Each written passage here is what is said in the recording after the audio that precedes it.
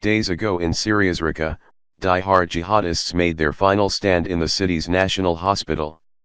On Wednesday, it stood eerily silent, its entrance inhabited only by swarming flies and two rotting corpses.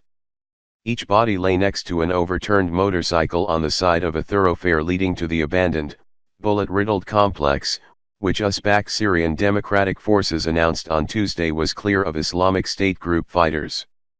The National Hospital and the city's football stadium were the last two IS holdouts in Raqa, once the notorious capital of the group's self-styled caliphate, and their recapture marked the end of the jihadists' 3-year rule over the city. Outside the hospital, one of the two charred and decomposing corpses wore an explosive belt.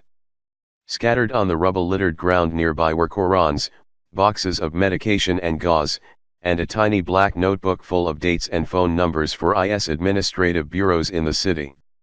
One Syrian number was marked WhatsApp number for my wife, Islam the Moroccan. The SDF said 22 foreign jihadists were killed in the final operation to take the medical facility, which is expected to be thoroughly searched and cleared of mines in the coming days.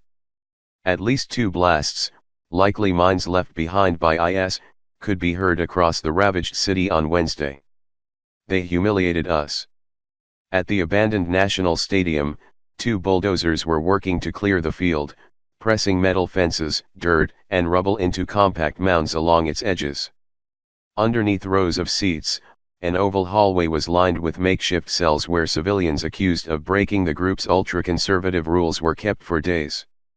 SDF member Ahmed al-Hassan was one of them. The young man was detained in 2015 after he tried to prevent an IS fighter from arresting his wife for showing her face briefly in the street.